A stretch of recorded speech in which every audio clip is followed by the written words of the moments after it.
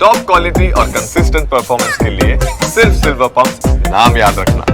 આગામી સપ્તાહથી શરૂ થનાર શાળાઓ શિક્ષકો વગર જ ખુલે તેવો ઘાટ સર્જાઈ રહ્યો છે, જ્યાં રાજ્યમાં શિક્ષકોની ઘટનો મુદ્દો વર્ષોથી ચાલી રહ્યો છે। જોકે આગામી સપ્તાહથી શરૂ થઈ રહેલી શાળાઓ પહેલા આ મુદ્દે ફરી રાવ ઉઠી રહી છે।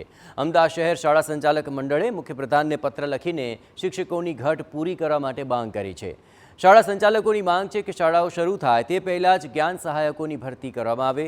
ચિંતા પણ વ્યક્ત કરી છે કે સરકારે શિક્ષકોની ઘટ પૂરવા ભરતી પ્રક્રિયા શરૂ કરી છે, પરંતુ સમયસર પૂર્ણ થાય તેવું લાગતું નથી। શરૂ થતા નવા શૈક્ષણિક વર્ષમાં વિદ્યાર્થીઓ કેવી રીતે અભ્યાસ કરશે તે પ્રશ્ન છે।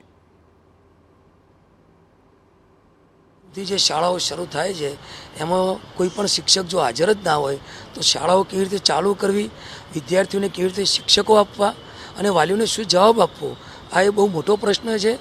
એટલે અમે કહી રહ્યા છીએ કે અમદાવાદ શહેર શાળા સંચાલક મંડળ સમગ્ર ગુજરાત રાજ્યની ખૂણા ખાંચરાની અથવા તો અંતરિયાળ ગામની સ્કૂલ માટે પણ એક ચિંતા વ્યક્ત કરી રહી છે કે આવા તમામ શાળાઓને જો જ્ઞાન સહાયક અથવા તો પ્રવાસી શિક્ષકો ફાળવવામાં આવે તો ગરીબ અને મધ્યમ વર્ગના બાળકોનું શિક્ષણ જોખમાય નહીં।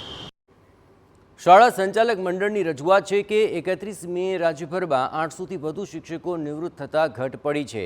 તેને કારણે રાજ્યમાં 4000થી વધુ શિક્ષકોની સંખ્યા ખાલી છે। અમદાવાદ શહેરની ગ્રાન્ટેડ શાળાઓમાં 80 આચાર્યો અને 800 શિક્ષકોની ઘટ છે। તેને કારણે માંગ કરવામાં આવી રહી છે કે શાળાઓ શરૂ થાય તે પહેલાં જ્ઞાન સહાયક આપવામાં આવે। દર વર્ષે ઓગસ્ટ સપ્ટેમ્બરમાં જ્ઞાન સહાયકની ફાળવણી કરવામાં આવે છે અને શૈક્ષણિક વર્ષ પૂર્ણ થતાં તેમની મુદ્દત પૂર્ણ ગણાય છે। કાયમી શિક્ષક ભરતી ન થાય ત્યાં સુધી પ્રવાસી શિક્ષકોની ભરતી કરવા પણ માંગ કરાય છે।